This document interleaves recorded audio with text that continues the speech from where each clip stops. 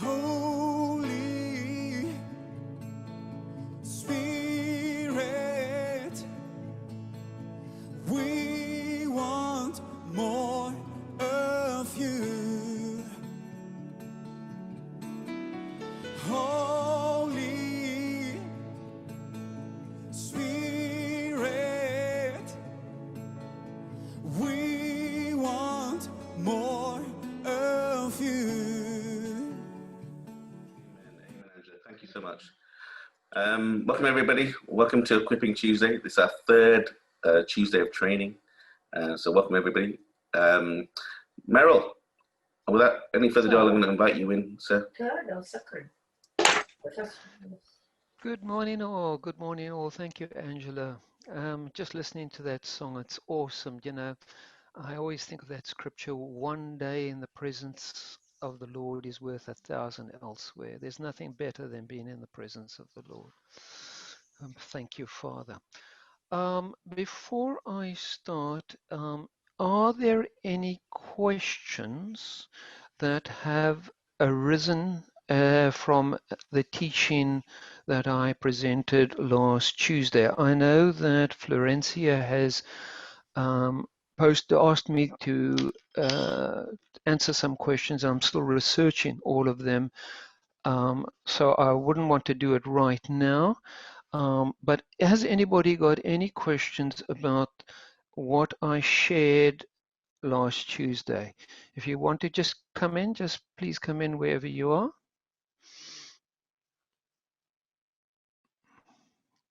One, two, three, four. Nobody knocking at the door. Okay, so there's nobody. Right. That leaves me. Yes. As we go online with the screen share, it's very difficult for Rame to see the hands up.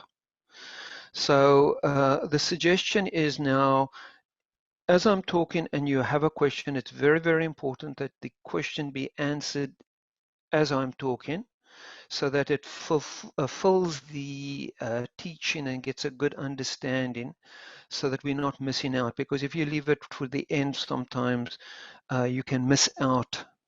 So if you've got a question, go into the chat and say, I have a question.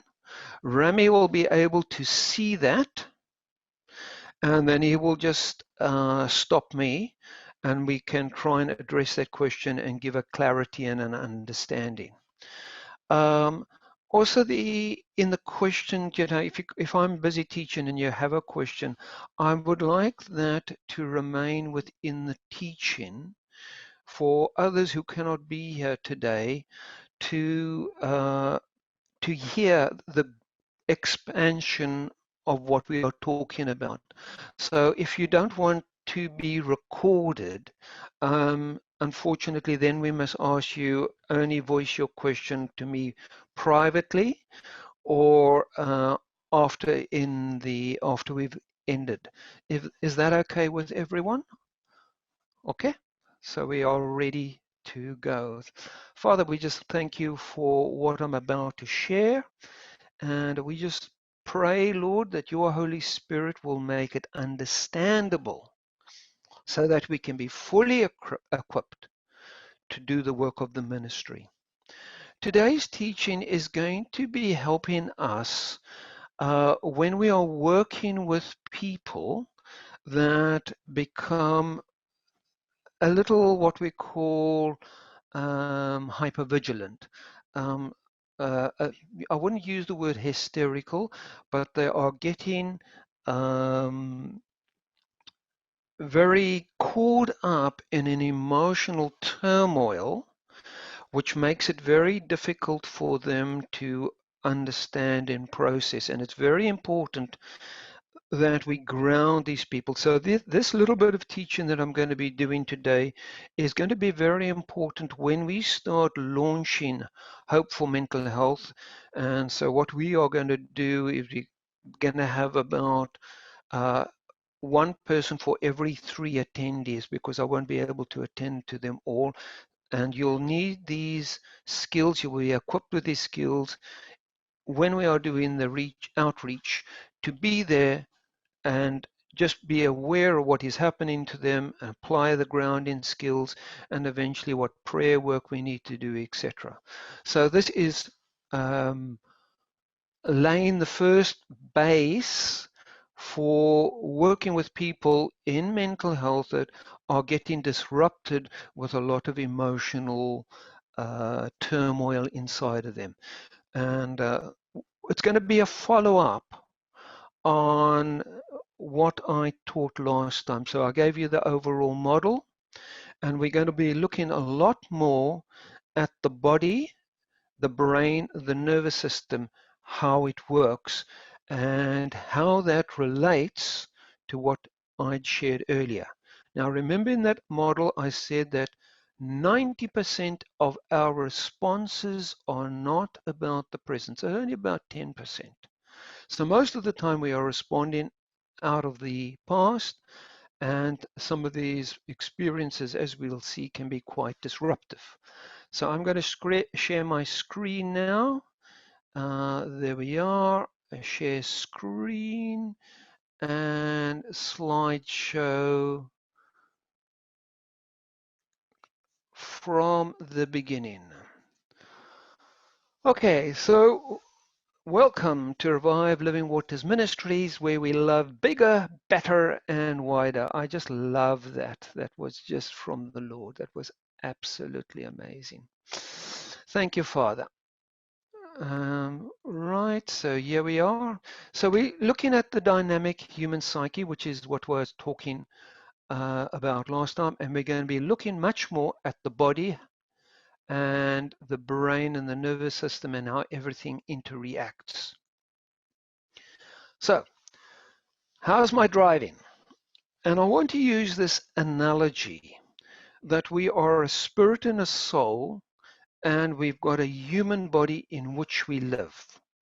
So in this world, we live in this human body, and everything is received through our human body. Our emotions, our thinking. It's the vehicle in which we are. And think of your body as a motor vehicle. And if you've got a motor car and you driving it, hard braking, hard accelerating, hard braking, it's going to break the car down. If you're riding over potholes and riding over curbs and not careful, it's going to break the car down. If you're not looking after the car, bumping into things is going to damage the car. And obviously, if another car runs into you, it's going to damage the car. So we will see everything that happens in our soul and our spirit in our body. So we're going to be looking at how we drive in our bodies.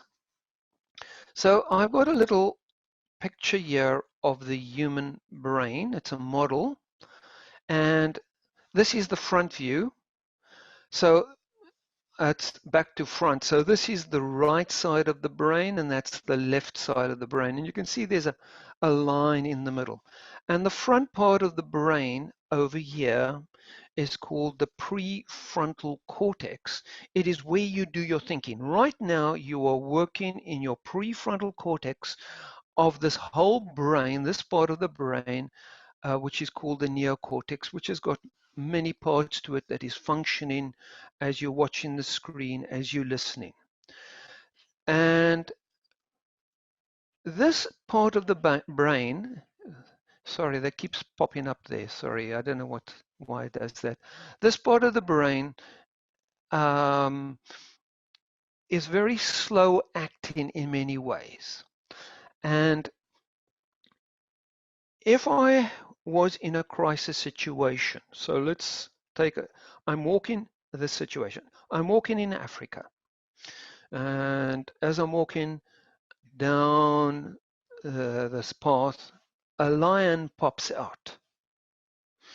And the lion's about 50 meters away, and I can see that the lion is hungry. And now I'm going to start processing this with my upper brain. I'll think, okay, there's a lion. The lion is bigger than me. The lion is hungry. oh, the lion is running towards me. It's 50 meters away. He's running at 35 miles per hour. He's going to get here in so many seconds. I need to find a place at which to escape.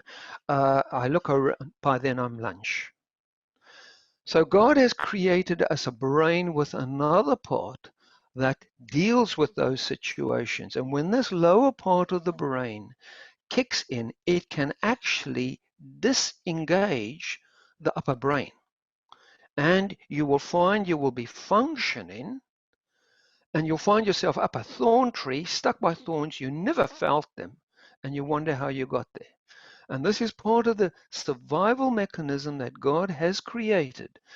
And we'll be looking at this as we go along. So here's again the left brain, and you've got the right brain. So that's these two parts the other way around.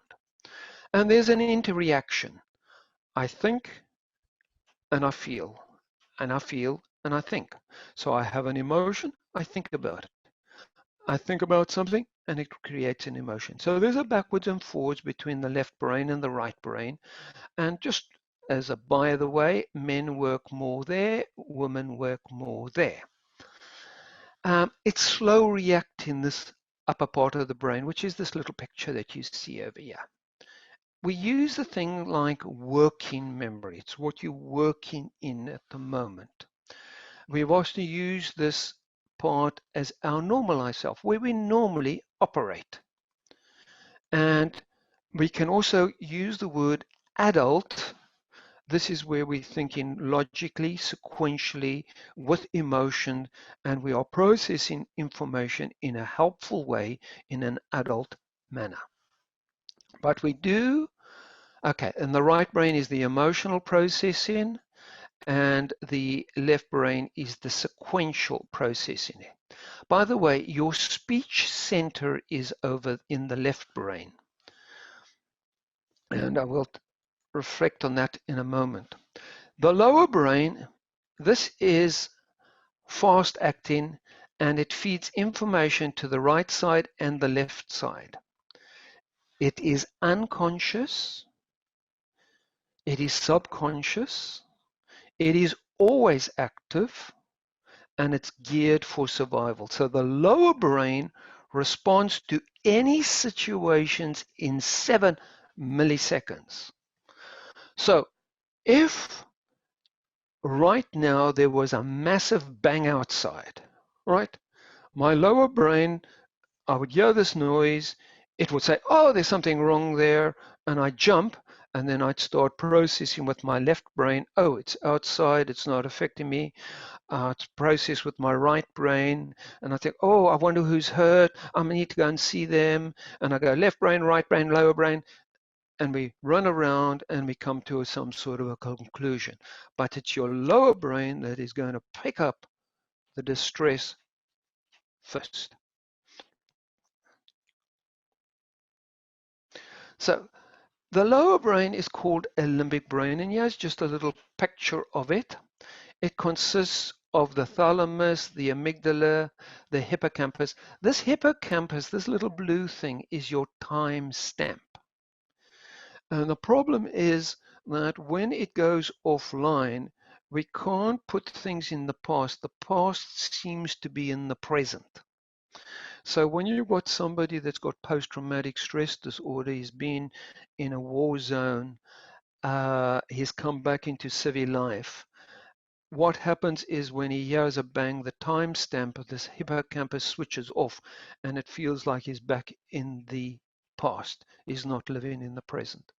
Then you've also got part of this, the brain stem, and all of this functions to keep your body going. It functions with your heart, it functions with your lungs, producing the correct chemicals to keep your body going through whatever cycle it's going through, blinking the eyes, etc.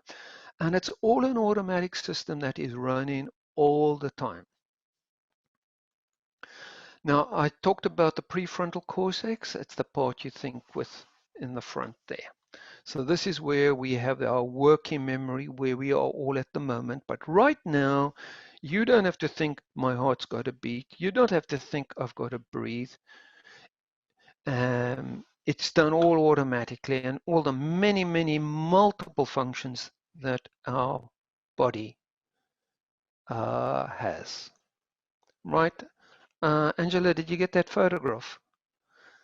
Okay, I just got you on my screen, and I see what that's obviously in my notes. Now, there's a part called the amygdala, and the amygdala is just a smoke detector.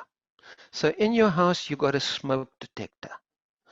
The smoke detector is designed to detect smoke. If there's smoke, the alarm will sound.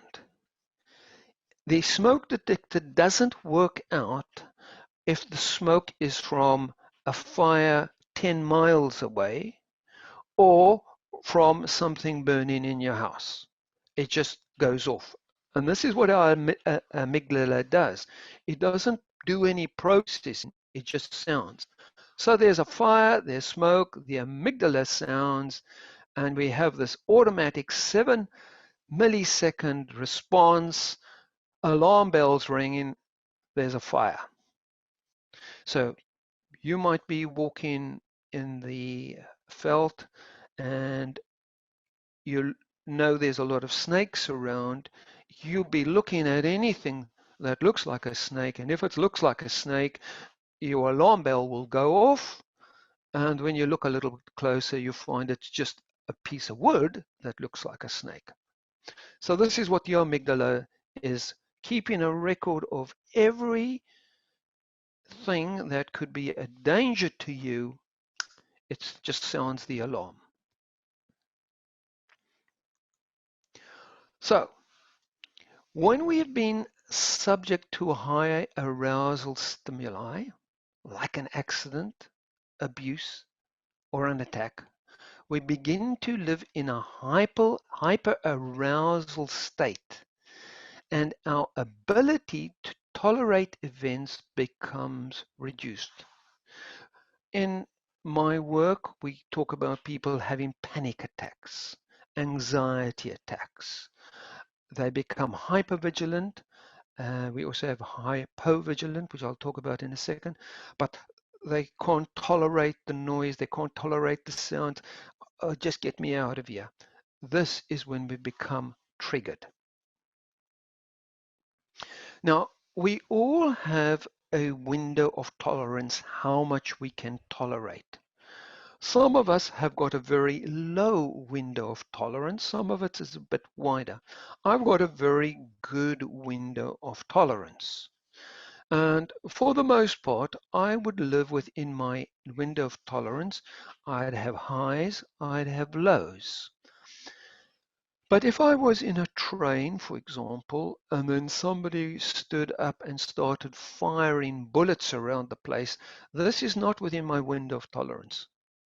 And I would go into a hyper arousal state, panic, impulsivity, survival responses, fight, flight, hypervigilance, anger, agitation. I'm going to delete that word freeze from there because it shouldn't be that side, it should be in the hypoarousal state. And what often happens, we dip below the window of tolerance, and that's when we come into a free state, a shutdown. We do poor self-care, numbness, we're into submission, and there's a desensitization. So people that are depressed live in the hypoarousal state. People that are highly agitated are in the hyperarousal state. And obviously, it's difficult to talk to people, to talk sense into people if they are outside their window of tolerance. And we've got to get them back in the window of tolerance to be able to minister to them effectively.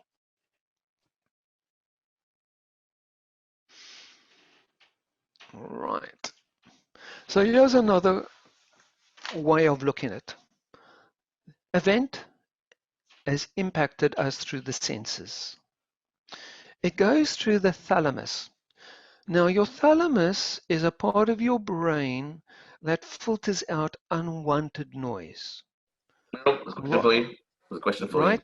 Okay, I'm going to stop share, go back. Yep. Hi, Merril. Just on the last slide, if you could go back, I just wondered where that, with what you're describing there. So my dad has suffered bipolar, he's had bipolar for 40 years. So obviously like mania, hypersensitivity, and then depression and darkness, suicidal thoughts. Does that fit quite well with what you were describing on that last slide? Yes, definitely. In your manic phase, you are in a hyper-arousal state. In your depressed phase, in the shutdown phase, you're in a hyper-arousal state. So your bipolar disorder moves from the one to the other. Does that help you? It does, yeah. And actually, my dad, he's gone back in hospital last week. He was sectioned, but my dad's actually talking about the idea of like tripolar, and he's basically talking about that middle section that you've got there. Where actually you're calm and you're not hyper or you're not depressed. And my dad's actually wanting to start talking about that and sharing his experiences. So it fits really well with that slide. Thank you. Yes. Yeah, I'm not. Yeah, right. Okay, that's fine. Okay. Thank you for that, Paul. Brilliant. So I'm just going back. Share that. Right. I'm just going to go back. So we start. Should go back. Come on, go back. It won't go back. Oh, now. I will just continue with the slide. So you're going along, an event happens, it impacts your senses. Because everything you are receiving is through the body. Then you have a thalamus, which is a filtering station. So right, any noise in the background around you, a bus going past, a train passing, an aeroplane overhead, or somebody talking in the background, your brain has the ability to shut this out. You can hear it, but it doesn't bother you. And that's the filtering. And then it splits the information two ways. Obviously, it splits it to the upper brain, which is rational, emotional, slow thinking. And then it splits it down to the amygdala first, which acts without processing, sets off the alarm, and we find that we have a panic or an overreaction. So this is in what we'll call the hypervigilant. And then after that, we can go into a shutdown. So you'd usually find people first go up above the window of tolerance and then drop down into the lower part. And here's the other slide that tells exactly the same things, but there's a little bit more information here. So here we are, a human body. We have sensory information through our 5 senses: sight, sound, touch, taste, smell. So it's coming into the nervous system of the body. And in our body and our past, we have implicit memories. And I'll talk what implicit memory is just now. We have trauma, previous experiences. So I refer to somebody who's been in a war zone and has post-traumatic stress disorder. We talk about scripts, things that we learned from our parents. We tend to copy what our parents did. So this is the way we eat. We tend to eat the same way. In some way, it forms a basis on which we do life. And then you've got your own personal experiences of later life. So the sensory information is mixed with these other informations, and it goes up to the lower brain. And it's taking a lot of information, mixing it together, and it's saying, okay, is this dangerous? Is this not dangerous? Which then pushes up to the left brain and the right brain to process what is going on. And then their prefrontal cortex can monitor the outside as well as what is happening inside. So last time we did a little bit of a mindfulness exercise, noticing inside. You were doing that with your prefrontal cortex. And if you can monitor what's going on inside your body, that's what we call visceral awareness, and what is going outside, we can respond to situations in a useful, healthy manner in our lives. Right. So this is another example of what we do. So you got your upper brain, and obviously below is the lower brain. The lower brain, the sequential thinking, the emotional thinking, it goes backwards and forwards. When triggered, when something comes in, information comes in, we respond automatically. And we tend to respond in 5 areas, which I'm going to show you now. And so we got a fight. So when you first trigger, there's always a tendency, I'm going to fight. So when I saw the lion, my first tendency, I'm going to try and scare it off. But then the brain is thinking, oh, well, you can't fight this lion, so I better run away. So then you go into the flight. When you realize you can't get away, you can go into a free state. This is the rabbit in the headlights. You just stop and you're frozen. You can't move. You can't act. And we can also go into a flop state, which is very much our depressed, useless, hopeless, head hanging down. I can't do anything. And then we find we don't function very well in normal life.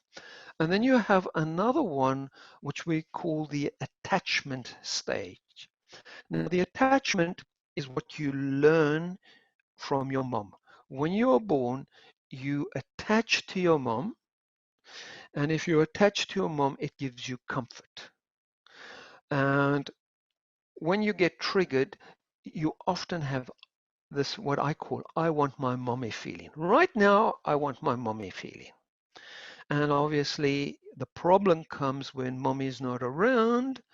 That's when we look for other things to comfort us, which could be alcohol, which could be drugs, which could be sex, which could be eating. That's another one. So we start going into these patterns, and this is all triggered in the lower brain. So when we get triggered in the lower brain, we go through a number of these. Depending where you are, what you experience, you will go into one of these states. And this is why we call this a state, and it's what we'll call our ego states. So there's an ego in me to fight, flight, freeze, flop. And we can also call it our child ego state, because we are reverting back to an earlier experience. And that obviously impacts our sequential thinking and our emotional thinking. And we can think of this lower brain that we have connected to our body as receiving as a horse. If you've ever ridden a horse, you will know that you've got to keep your horse under control. So your upper brain can be the rider, and that's why it's very important to be able to monitor what is happening in the body so that you can do the required processing to keep the horse calm and quiet. Obviously, if the horse is bolting, and I don't know if you've ever done horse riding, but when your horse bolts, you just kind of hang on, and sometimes you get thrown off, which was one of my experiences. So thinking of your body this way, you can start saying, okay, this is what's happened to me. I'm not going to be criticizing myself. It's because of something that has happened to me. And because I know that, I can then start, with the help of the Lord and all the other techniques that I'll show you, change the way we respond.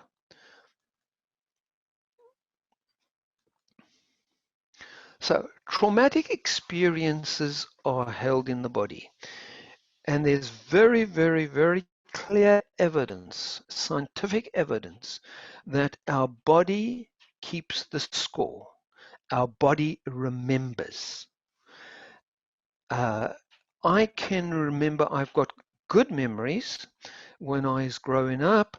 After supper, Dad and I would wash the dishes, and we used to have a wonderful time together. We used to sing and do a lot of things together, listen to the radio, listen to programs, tell jokes, and that sort of thing.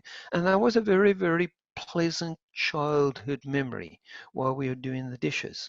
And today, whenever I do the dishes, that experience, that visceral experience in my body comes up and I feel good. I love washing dishes. Other people have an opposite experience, and that visceral experience that I had to wash the dishes and I was shouted at every time you see dishes, this thing comes up in your body. I don't like doing dishes. I don't like washing the bed, making the bed, and things like that. So we have these experiences that are held in the body that impact us. And there are physical reactions that happen with these experiences. So this is what we will be watching when we're working with people. So we have aches and pains like headaches, backaches, stomach aches. Fibromyalgia is a pain that moves around the body with no actual physical damage or cause, no specific reason. This pain, you wake up one morning, the pain is in the left leg, then it's in the right leg, and then it's in the back, and then your arm is sore. And that is generally a result of trauma. I'm not going to say it's all trauma, it's always trauma, but generally fibromyalgia is a trauma indicating syndrome. So if you see somebody with body aches, we need to think, okay, there's trauma here, and as we go along, we can resolve the trauma. Migraines is another one. Migraines is very much associated with traumatic experiences. Sudden sweating, heart palpitations. Obviously, the amygdala is triggered, so the heart is beating faster because the body needs lots of oxygen and energy in the muscles for fight, flight, whatever it's got to do. That's why your heart immediately starts beating faster, and you start breathing harder because you want more oxygen in your body to be able to fight, flight. What we often notice is changes in sleep pattern, the appetite, disinterest, and interest in sex. Obviously, the interest in sex can be this attachment, I want comfort.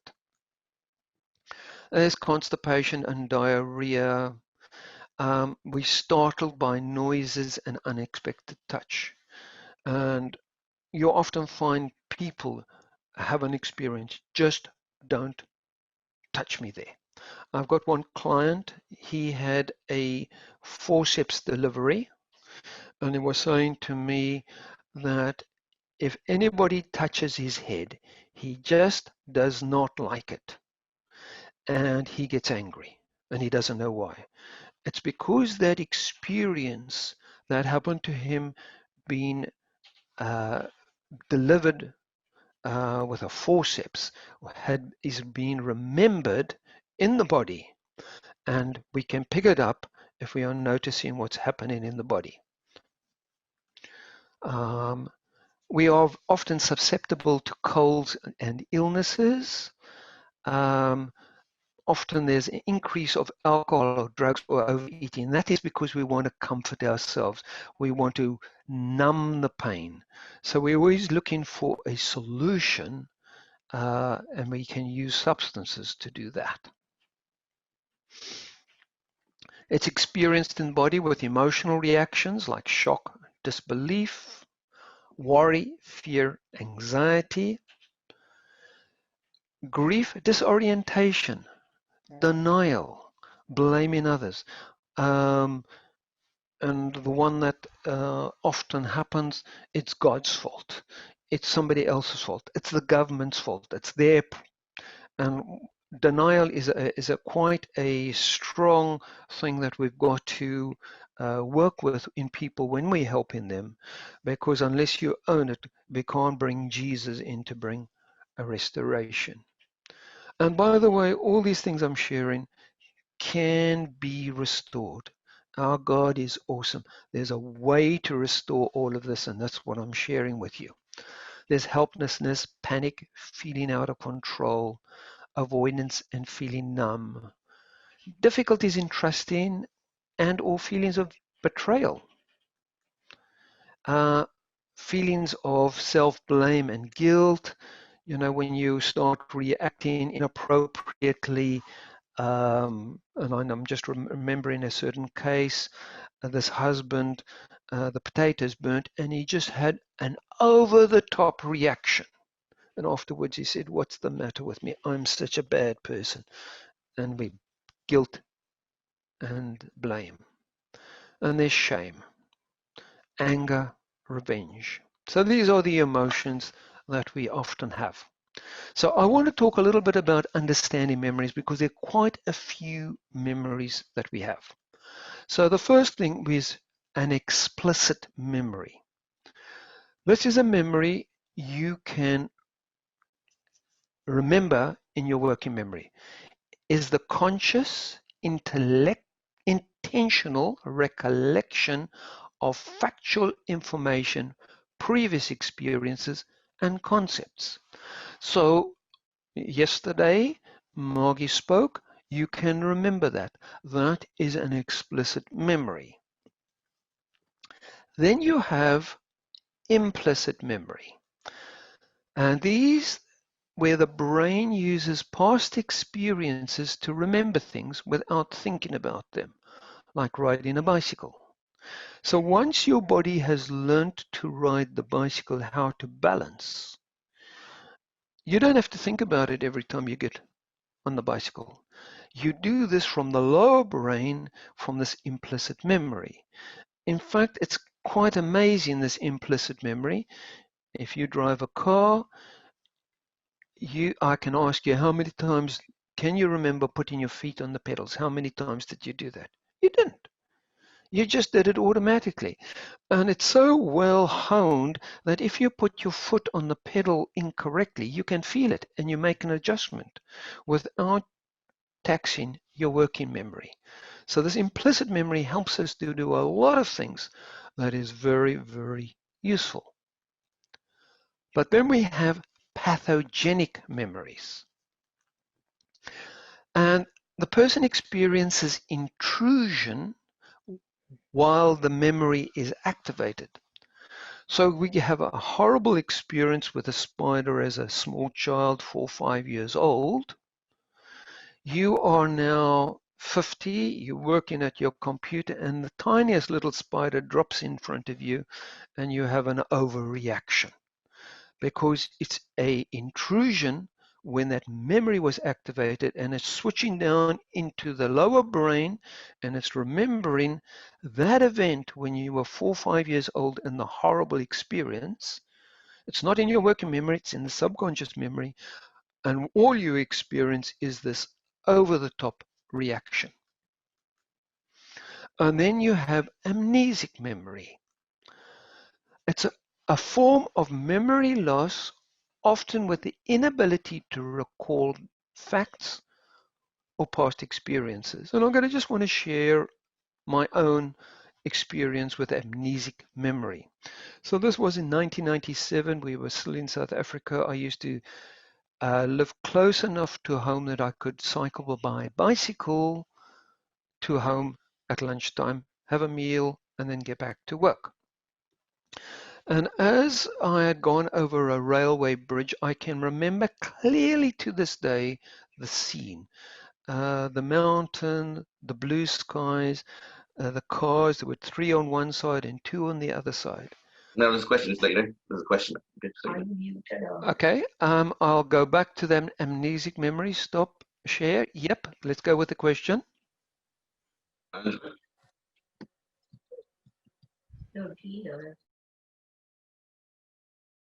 Okay. Yes, Merril. Sorry, it was a bit way back. Okay. And when you were talking about the trauma experience in the body, and you named different things, worry, avoidance, and everything. I just wanted to ask the question: does abandonment and rejection come in? Oh, absolutely. This is the story of my life, because at birth I was taken away from my mom for 24 hours because she had preeclampsia. And that experience of not being attached to mom had a deep impact on a lot of my experiences. With the Lord, everything is possible. That is healed today. And we will probably share that experience a little more in detail a little later. Okay, thank you. And what I want to encourage us all is that all that I'm sharing can be changed, can be healed.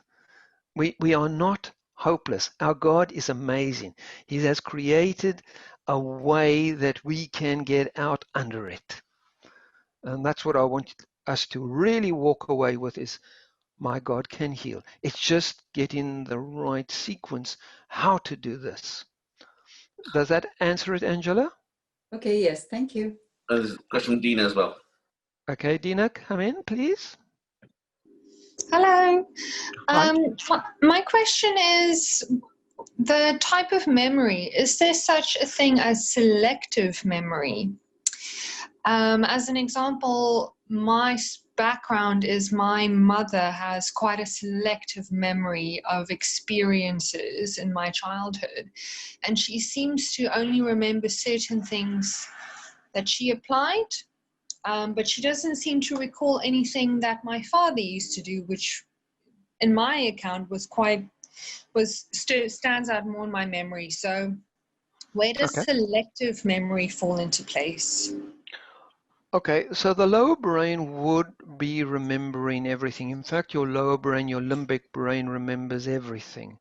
And we have the experience of my life flashed before my eyes. A lot of people have had that. I've had that experience, and suddenly all the details are there. But what is happening is the lower brain is blocking some things that it doesn't want to engage with. So the working memory can't recall all the details. So it's only recalling some details when it feels it appropriate. But if your memories of your mother were triggered in some way, then she might remember other details. So it's this lower brain avoiding because it is too unpleasant. It's a way of keeping it safe. So it's not really an amnesic memory. It's just an avoidance system. And thank you for bringing that question, because I'll research that a little bit more, selective memory. I've never thought about that in that way. Thank you, Dina. Does that answer the question? Yes, it does. Thank you. Anybody else? Clear. Go on. Yes, go on. Yeah, go. Okay. So where we got to? Right. I was just sharing the story of amnesic memory. So I was riding home by bicycle. I was coming down the hill, and I can clearly, my explicit memory, I can still today see the scene. 5 hours later, I'm in hospital in a nightgown or a hospital gown, and I've got no memory except for 3 little flashes from that time to when I have an explicit memory, my upper brain's connected again, and I was in a hospital bed in a nightgown or a hospital gown. And you know what was the struggle in my explicit memory, my working memory, my upper brain was, what happened? What happened? What happened? How did I get there?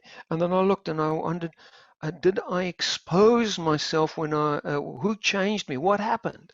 And that was a massive traumatic experience. So what happened, and the details I've been able to piece together, is that a dog ran into the bicycle. I went over the handlebars. I didn't have a helmet on, and I smashed my face against the tarmac. And I've got no experience of any of that pain at all. Absolutely nothing. And that's amnesic. It doesn't bother me today, but I still haven't been able to get a recall or anything. It hasn't come back in any way. It hasn't come back as a flashback, for which I am very grateful. So we do have amnesic memories. And where are we now? All right. Managing, now this is the important part. This is the part that we need to be thinking about. Managing dysregulation and integrating. So what we talk about integrating, our lower brain, when it takes over, can shut out the upper brain. And that's what my lower brain did. Oh, by the way, through that 5 hours, I spoke to people. They told me, I told them my telephone number. I told them how to get hold of my wife. Apparently, I walked to the ambulance and I actually undressed myself. I've got no memory of that. I just did it.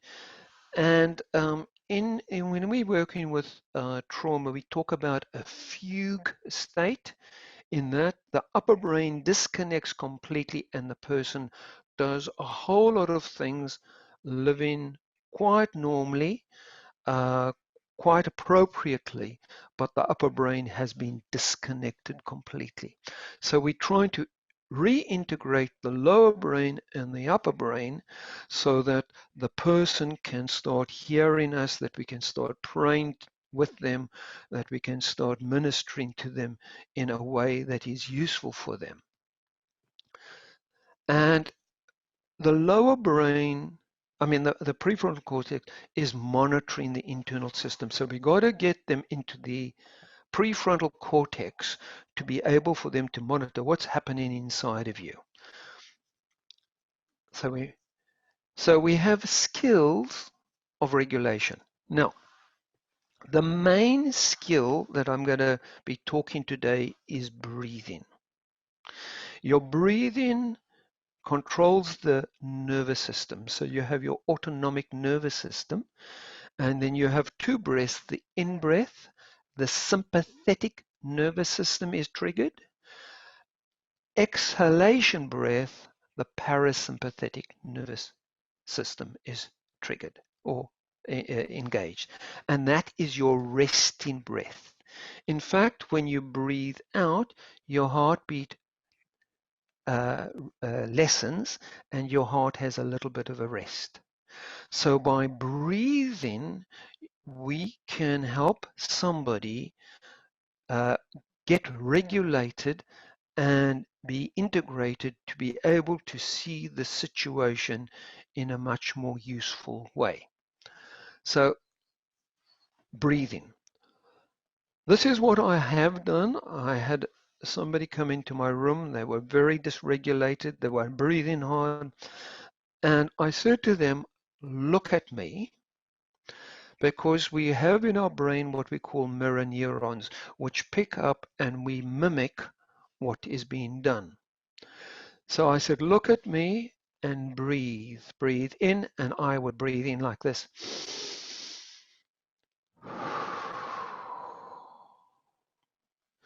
And they are all going, and they say they can't breathe.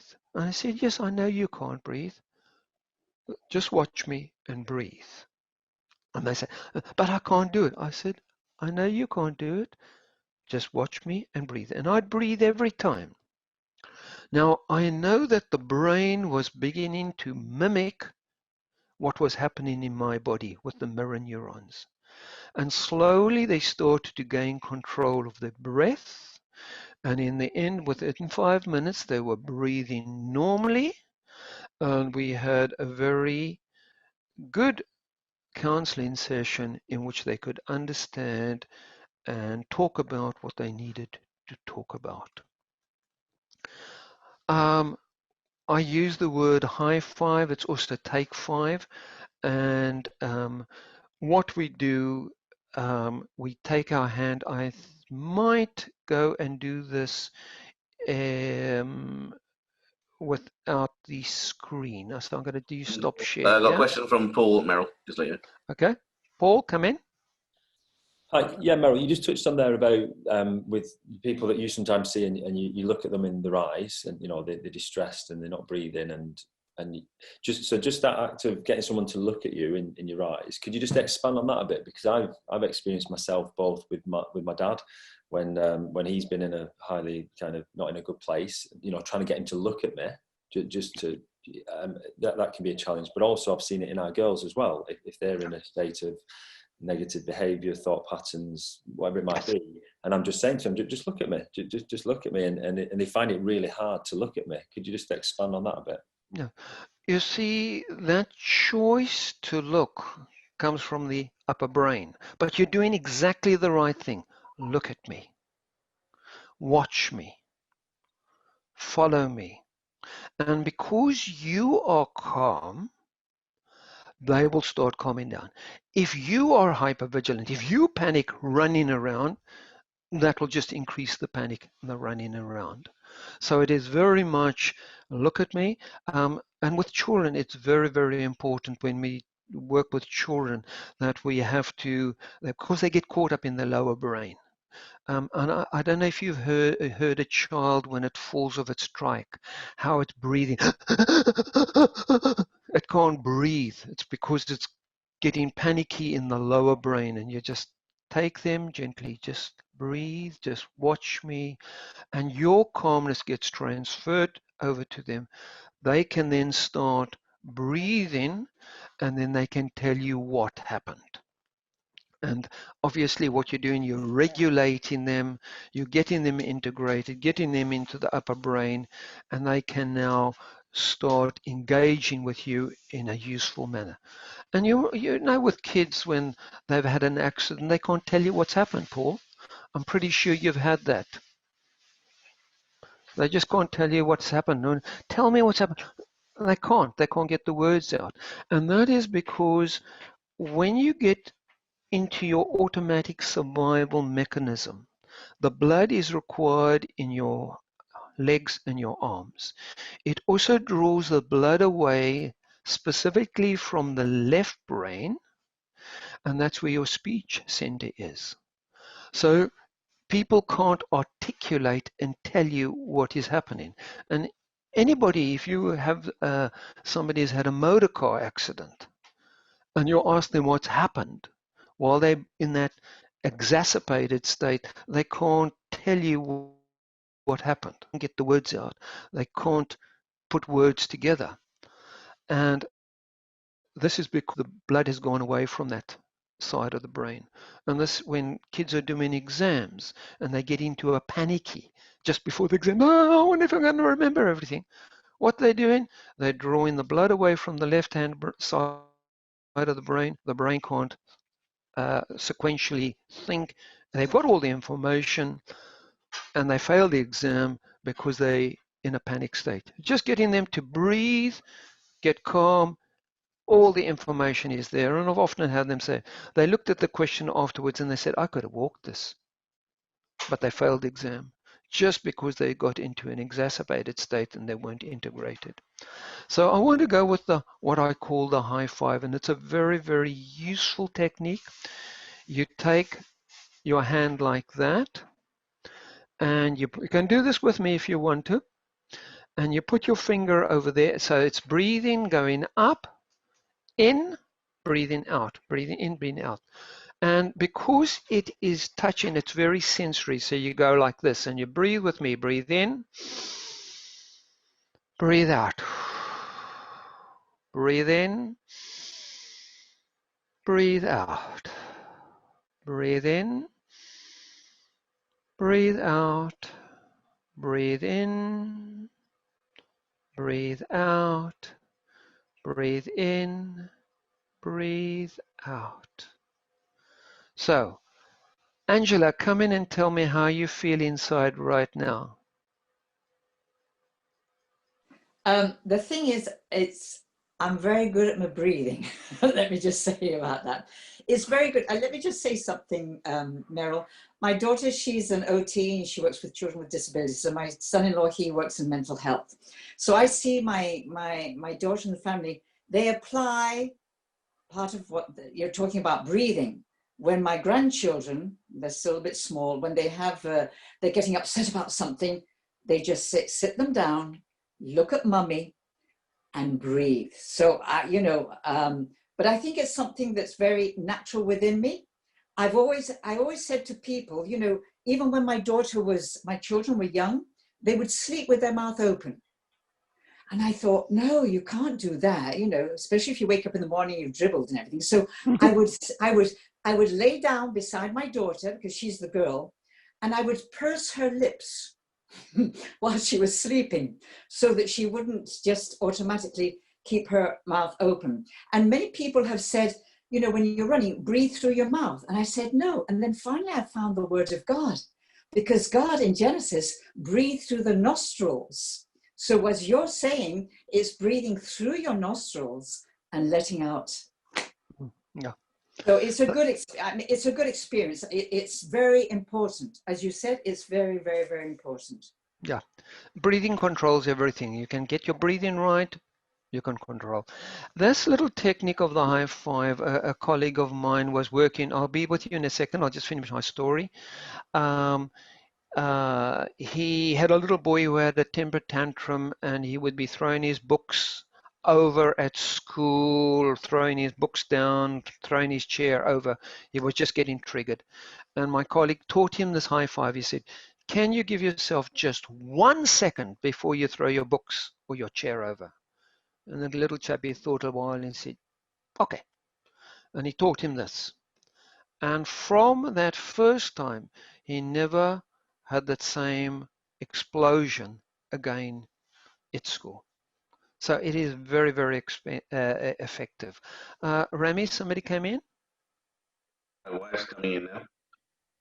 Yes, man, because this was regarding about children. When Paul said he tries to get the children look into their eyes and into his eyes, and they don't look, because I work with children. So I have that, because sometimes we have very children who are really disobedient. They don't give you eye contact. So sometimes when they are having tantrums, so I leave them for a bit, and then I will ask, would you like me to cuddle you? So that works, because that's affection. So they come and I just stroke their back. They cuddle me and I stroke their back and I breathe in and out. I'm quite normally good like Angela, breathe in and out, and I stroke their back up and down. And I find the child calming down so quickly. And then when I feel the child is calmed down, I just push them gently towards my eyes, and I just give them and I say, now look at me. What happened there? Would you like to talk to me? Sometimes the children, because their age, they are 2 years and 3 years, their concentration span is very less. So sometimes I gently hold their face and I say, look here, look into me, look at my eyes. And then when they look, then I say, okay, now tell, is this okay? You did not listen. What should you do? So that might work for Paul, maybe when he's working with Amelia. That is one of the suggestions which have worked for me. And at the meantime, as a Christian, I'm constantly praying in tongues. So that also works. So he can try when it comes with Amelia, and it's just a suggestion. Yeah. Thank you, Shanti. The work that we're doing here, we are concentrating more on adults.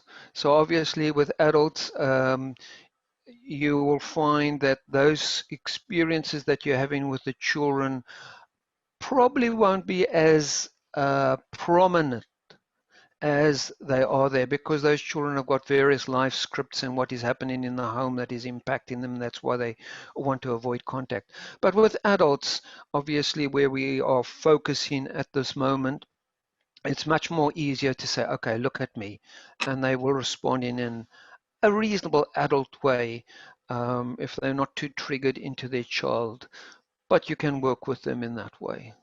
So that's the one that you can do to calm yourself. Very, very useful. There's another one. I'm just looking at the time, and I'm just going to show this to you. I'm just going to stand back and do a demonstration because this works very, very well. So yeah, you can see me now. And so I want you all to just notice what is going on inside your body. Just be aware of your body, heart rate, lungs, whatever. Take one hand, put it here on your belly, and one hand on your chest. Doesn't matter which hand. Press gently. Breathe in through your nose and out through your mouth. Swap around, press gently. Breathe in through your nose and out through your mouth, a sign breath. Swap around, press gently. Breathe in through your nose and out through your mouth. Now just open your hands and just check what has happened inside of your body. Anybody would like to say what they experienced? I felt calmer, Merril. That's exactly what you're supposed to do. In fact, if you monitor it, you will, Caroline said she's feeling relaxed. Wonderful, wonderful. Where was I going? I lost my train of thought there. Catch the next train. Yes, if you monitor it, you can actually monitor quite a few things happening in body.